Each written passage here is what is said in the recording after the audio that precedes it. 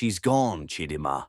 Somto is gone," Adaobi sobbed, pointing at the empty space where her cousin had slept. All that remained was a muddy handprint and a long white strand of hair.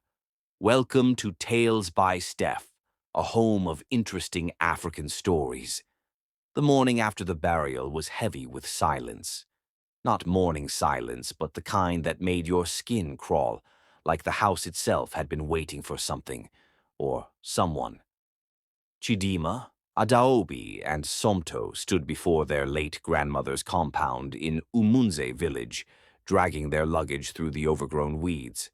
The house stood like a forgotten relic, its zinc roof rusted, windows dusty, and walls stained with time. It wasn't their first time here, but it felt different now that she was gone. Grandma Mmachi had raised all their mothers in this house, and it was where each of the cousins had spent holidays as children. But it was never warm. Even then, it had rules. "Why do we even have to stay here?" Somto asked, adjusting her box braids. "Can't we just go back to Enugu and manage?" "You know the will," Adaobi sighed.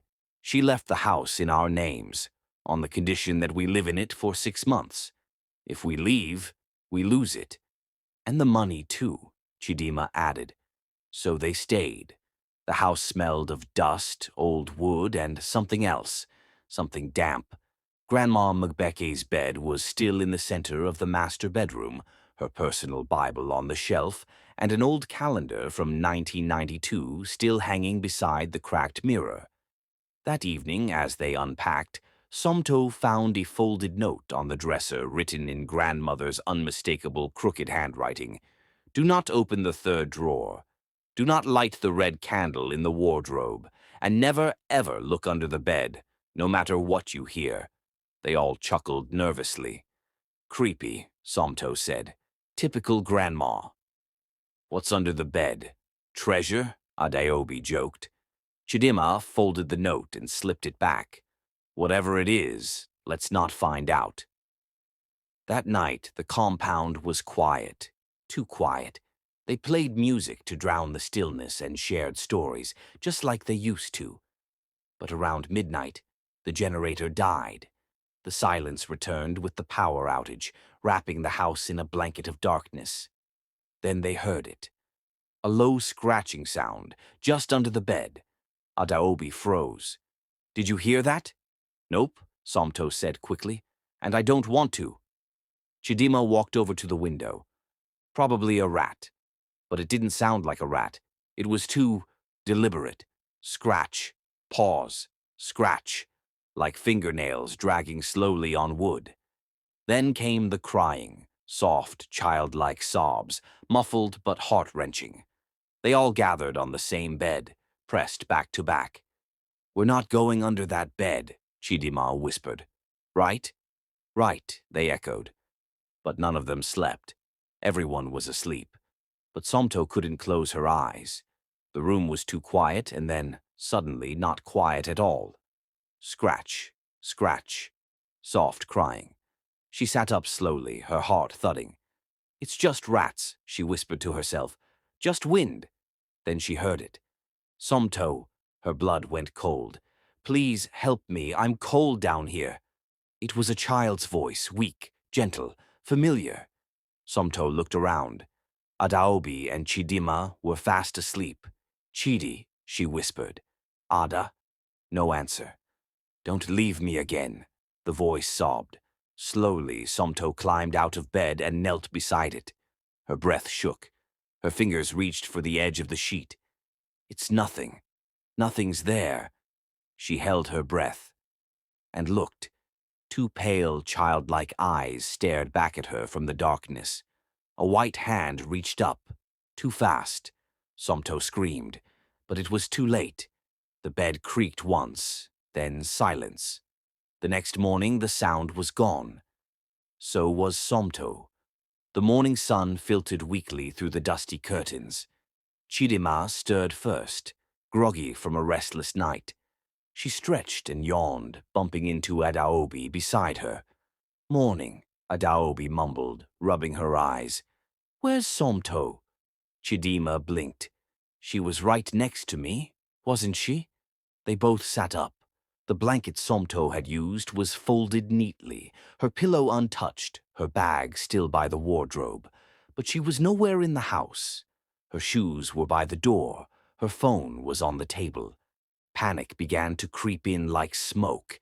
They searched every room, the backyard, the kitchen, the pit latrine. Nothing. Not a single sign of Somto.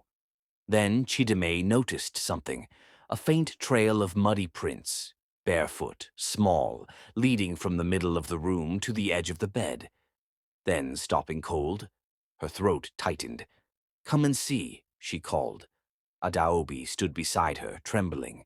There, by the foot of the bed, was a tiny muddy handprint, and just beside it, a strand of long white hair, thin and dry like it hadn't belonged to a living person. "No, no, no, no," Adaobi whispered. She wouldn't have. She wouldn't dare." But Chidimma had already dropped to her knees. "Somto," she whispered under the bed. Nothing. The space beneath was pitch black.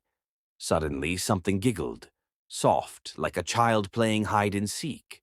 Chidimma flinched back, nearly knocking over a stool. They ran outside. They spent the next few hours searching the nearby bush, asking neighbors, even calling her phone. No answer. No ringing. It was like she had simply vanished. By late evening, they sat on the veranda in silence, drained. Then an old woman came hobbling through the compound gate. Mama Ndidi, the oldest woman in the village and a friend of their grandmother's. "I heard shouting," she said, her voice as dry as dried leaves. "Where's the third one?" "She disappeared," Adaobi said faintly. "Did she look under the bed?" the old woman asked without blinking. The cousins stared at her. "What are you talking about?" Chidimma asked. Mama Ndidi looked at the house and sighed. "Your grandmother used to live here with 5 children, but only 4 of them grew up. The last child, a little albino girl named Machi, died under strange circumstances. Some say she was sick. Others say your grandmother abandoned her spirit to the earth gods, and it never left." The cousins were speechless.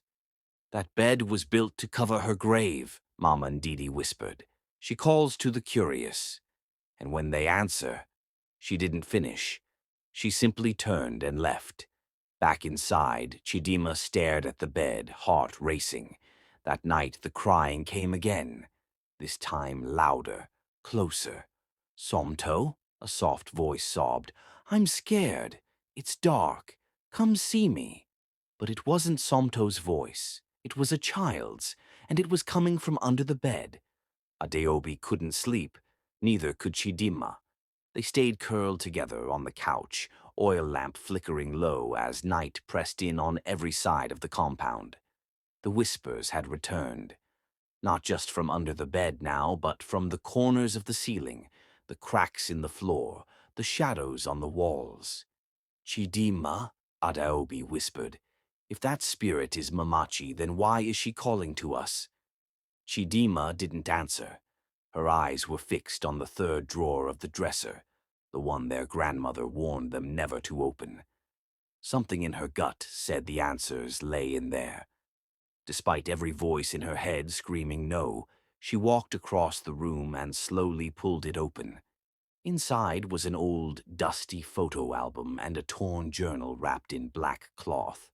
She flipped through the album. Some photos were faded, but there they were. Young Grandma Mgbeke and her 5 children. 4 had bright smiles. The last child was pale, thin, with large, curious eyes and snow-white hair. She stood alone in each photo, never smiling. At the back of the album was a page labeled in red ink. Machi, the child that saw too much. The journal told the rest. Grandmother had once taken Machi to a forbidden part of the forest, near an abandoned shrine. The child had begun speaking things she couldn't possibly know, secrets about neighbors, dreams people had, confessions they'd never uttered. The village began to whisper that she was spirit-born. People were afraid. Mmachi was advised to give her back to the spirits before she cursed the family. So she did. She buried her alive, under the bed. Chidimma gasped, covering her mouth as the truth clawed at her chest. Suddenly, the oil lamp flickered and went out. Then, thump, a single sound under the bed. Thump, thump. And then, Somto's voice. Chidimma, help me, I'm cold. Chidimma froze. No, Adaobi whispered, grabbing her. It's not her. But what if... Don't. You heard what Mema and Didi said. It's a trap. Then the bed shook violently. Something wanted out. The floor beneath them began to crack. The walls trembled.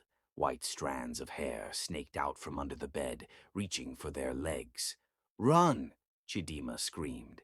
They stumbled out the door and into the compound, panting. Behind them, the window to the master bedroom burst open, and a small, glowing, child-sized shadow with white hair and black eyes hovered behind the curtain, staring down at them. Machi, Adaobi whispered. The spirit smiled. You left me again. Then she sank back under the bed, and the room went still. The next morning, neither Chidimma nor Adaobi spoke much. They sat outside, pale and silent, eyes fixed on the bedroom window as if expecting it to blink. By midday, a small crowd had gathered, neighbors murmuring about Somto's disappearance. But no one dared enter the house. Even the pastor they called refused to go near it once he stepped into the compound. What do we do? Adaobi asked shakily. We can't leave her there. We can't leave Somto, Chidimma whispered. Or Machi. She clutched the torn journal and stared at the warning note again. Never look under the bed. But maybe, just maybe, they needed to do the opposite. That night, they prepared. Adaobi brought out Grandma's old Bible. Chidimma lit the red candle from the wardrobe, the one they'd been told not to touch. As it flickered, it released a sweet, smoky scent. And something else. The air changed. The room grew colder. Together they pushed the bed aside.